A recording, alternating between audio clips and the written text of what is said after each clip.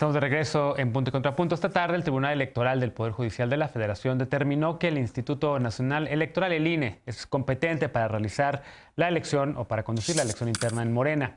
Ayer, cuando tenía en agenda discutir 13 impugnaciones al proceso, se pospuso la sesión sin establecer una nueva fecha. En varios medios se publicó el proyecto de sentencia que se discutiría y que proponía suspender el proceso debido a las inconsistencias, errores y omisiones registradas. La propuesta planteaba que la renovación de la dirigencia se hiciera después del proceso electoral del 2021. Esto lo propuso el actual presidente de Morena, Alfonso Ramírez Cuéllar, pero el Tribunal Electoral lo rechazó en agosto pasado. Pero hoy las impugnaciones fueron desechadas y el tribunal resolvió por unanimidad que la encuesta que realiza el INE es un proceso válido para definir la presidencia y la secretaría general de este partido. Así, la elección de secretaría general y presidencia del partido fundado por el presidente López Obrador superó una nueva polémica. Con esto se acaba el conflicto. Veamos qué opinan. Empezamos otra vez contigo, Veloz, porque eres la única simpatizante o afiliada a Morena, digamos, en la mesa. ¿Cómo viste este proceso? ¿Crees que van a sanar finalmente las heridas que se abrieron en Morena?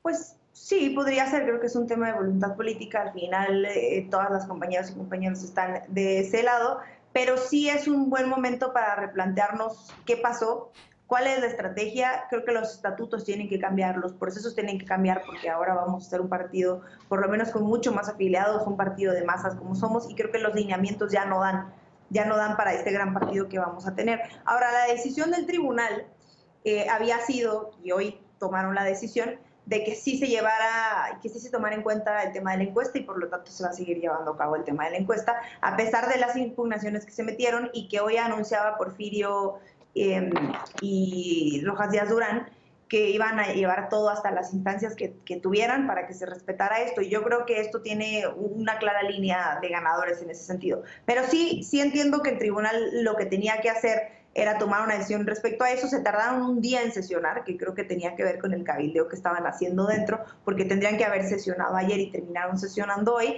pero sí va a ser complicado que los grandes dirigentes del partido un día estén a favor de la encuesta, otro día no, y eso es lo que nos tiene acá, pero sí va a ser un poco largo este tema de sanar heridas y sobre todo de sumar a todas las personas que llevan y que arrastran demasiado apoyo, que no están de acuerdo con muchas cosas que se están tomando o decisiones que se están tomando y que van a tener que sumar, porque no solamente son esos personajes que competían, sino las personas que le siguen y las personas que están de acuerdo con ellos y con ellas. Entonces sí va a ser complicado, creo que va a ser mucha voluntad política, pero se viene un proceso electoral importante y para ahí pues vamos a tener que estar listos, ¿no? Como partido.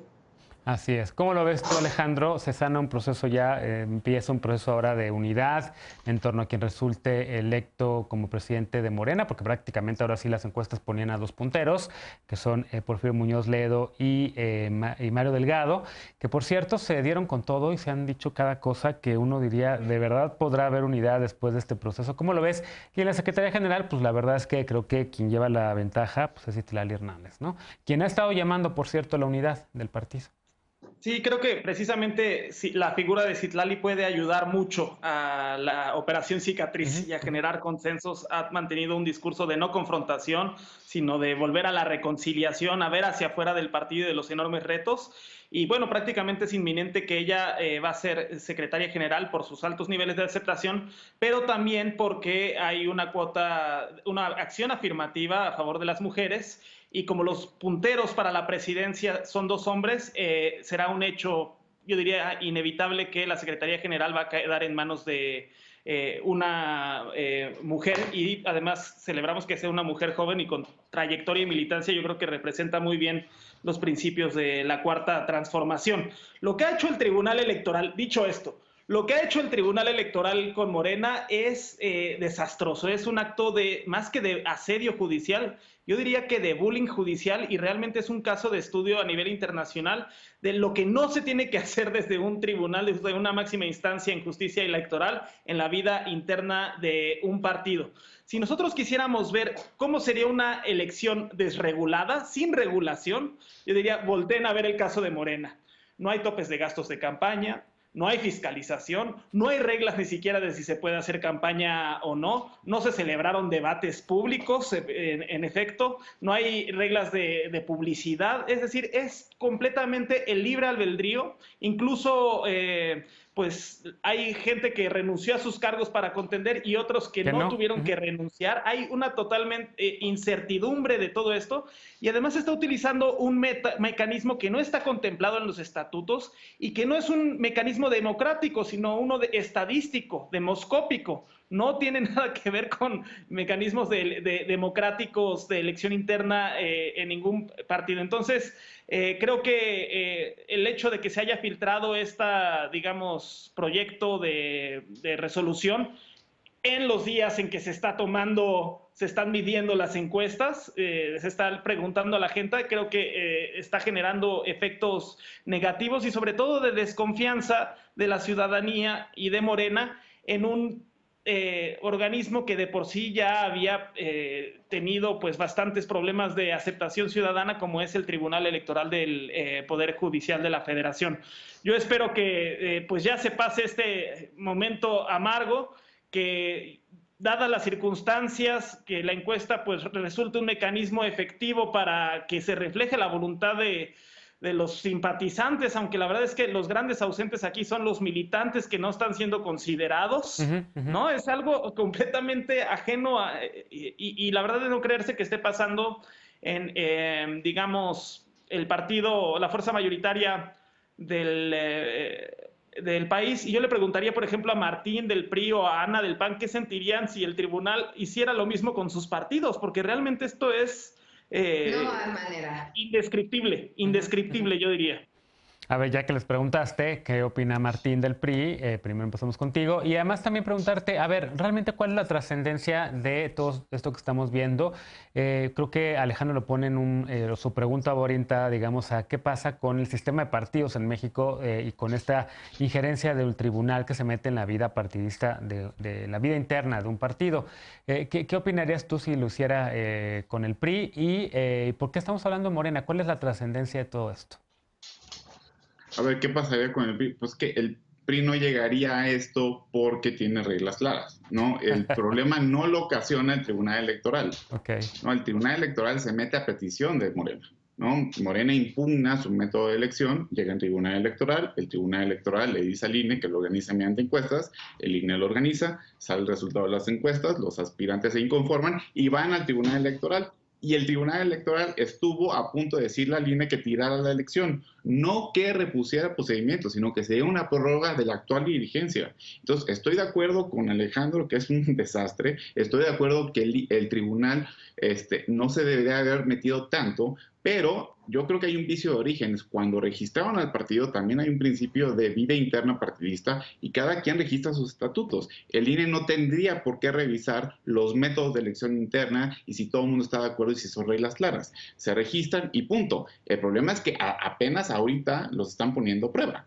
¿no? Entonces, ¿qué es lo que vemos? Una vida partidista muy insípida y una falta enorme de institucionalidad, que a mí en lo personal, y lo he dicho muchas veces y en todos los foros, no me gusta. ¿Por qué? Porque creo que debemos tener una discusión fuerte de izquierda moderna, debe haber mecanismos para que los cuadros jóvenes de izquierda que realmente tienen ideas lleguen a los puestos de dirigencia, que haya programa, que haya realmente rumbo de esto, porque si no, no van a trascender a la figura del presidente. Y eso no es un pensamiento articulado de lo que necesita México. Y se van a quedar en la antesala de lo que puede ser un partido muy importante, literalmente en la vida moderna de México, y van a quedar con un bosquejo. Eso es lo que realmente está en juego. Tienen que empezar con las reglas claras, ¿no? Que creo que lo van a poder lograr después de esto, espero. Se necesita a figuras como Citlali que sienta a todos en la mesa y diga, bueno, pues vamos a ponernos de acuerdo para que esto no vuelva a pasar. Bien. ¿Cómo lo ves tú, Ana, si se metía al tribunal en la vida interna del PAN? De entrada diría que lo acataríamos porque somos personas que respetamos a las instituciones, pero decir que no hay manera que eso ocurra. El Partido Acción Nacional es un partido muy ordenado y es un partido que constantemente estamos en revisión. Elección tras elección nosotros estamos haciendo cambios en nuestros órganos internos, tenemos asambleas extraordinarias a cada rato, tenemos las ordinarias, es decir, no hay manera. La organización del PAN es tal de manera municipal, estatal y nacional, que pues nuestro instituto es un instituto fuerte y por eso llevamos 88 41 años dándole a la patria esperanza presente. Es decir, lo que está pasando en Morena, como yo lo dije el programa pasado, yo no te interrumpí, Estefanía, ese es el problema de Morena. El comportamiento de Estefanía es igual al comportamiento de Morena. No saben, no actúan con orden, Entonces, ese es el tema. El problema de Morena es Morena mismo. No es culpa del INE, no es el Tribunal Electoral. La resolución que está presentando el magistrado Felipe Alfredo en este momento obedece mucho a lo que yo dije el programa pasado. O sea, parece que me escuchó. ¿Cuál era la necesidad, si tienen tal caos dentro de su institución política, de hacer la renovación partidista en este momento? Lo que están diciendo ahorita es que se va a aplazar la realización de la encuesta abierta, pero hasta pasando el proceso electoral 2020-2021, es decir, hasta el próximo año es que vamos a saber realmente si hay alguien capaz de dirigir a este armostento político que se llama Morena. A mí no me gusta la manera en la que se ha comportado Mario Delgado, porque es un pues funcionario público que por un lado sale a presumir fotos con el presidente promoviendo el austericidio, pero por el otro gasta muchísimo dinero, miles de pesos en propaganda suya en el metro. Si ustedes ahorita se meten a la línea 3 del metro aquí en la Ciudad de México, solo van a ver fotos y cara de Mario Delgado. ¿Qué está pasando con esto? Entonces, ¿de dónde sale la autoridad moral para desprestigiar a alguien con la visión tan clara como tiene Porfirio Muñoz Ledo? Entonces, yo también celebro la participación de jóvenes en política, pero siempre que sea con una visión muy responsable para la democracia nacional. Entonces, lo que estamos viendo en Morena, pues es simplemente un show, es resultado de su propio comportamiento, es resultado de su poca visión política, y pues ojalá por el bien de México que se logren poner de acuerdo, pero lo que le pasa a Morena es culpa de Morena. Ahora, nada más una precisión, porque en el 2018 pues el PAN tuvo una decisión, justo porque algún grupo de panistas, Margarita Zavala y Felipe Calderón, pues no respetaron o no acataron la decisión interna de que Ricardo Anaya fuera el candidato y pues se fueron del PAN, ¿no? Pero el PAN sigue vivo, y el PAN sigue fuerte, y el PAN sigue con futuro, con Margarita o sin Margarita. Veloz y después Encinas. Pues no sé qué tanto el futuro, hoy salió la encuesta, tienen por lo menos una intención del voto menor a la del 20%, y no podemos comparar un partido como el Morena como el del PAN, que tiene muy poca militancia, que hace exámenes para entrar, que se ha dicho que es un partido de cuadros y no de personas, al que claramente no le interesa tener gente. Pueden tener sus asambleas con 3 personas, me consta que son 3, esa es la diferencia, somos un partido de mucha gente, entonces no podríamos poner de ejemplo cómo funciona un partido como el PAN, y creo que no es ejemplo, pero de absolutamente nada, ¿no? ¿Encinas?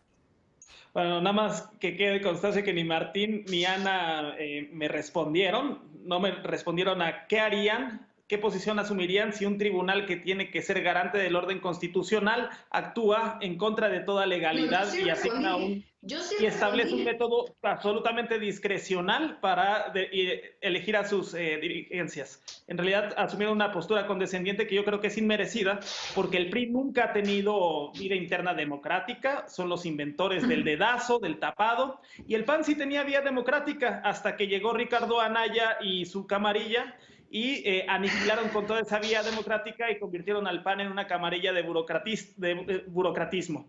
Ahí nada más recordar esa pues imagen célebre de la imagen del candidato solitario Ricardo Anaya, que me recordaba a López Portillo cuando fue candidato solitario en los 70 y que ahora se reeditaba en la vida interna del PAN a través de Ricardo Anaya. Nada más decir que efectivamente también es cuestión de dimensiones. Hoy aparece una encuesta que, a pesar de todos los conflictos internos y equivocaciones que están haciendo en el proceso interno de Morena, 39% dice Alejandro Moreno en El Financiero van a votar por ellos en las elecciones intermedias. Por el PAN y el PRI, el 9%.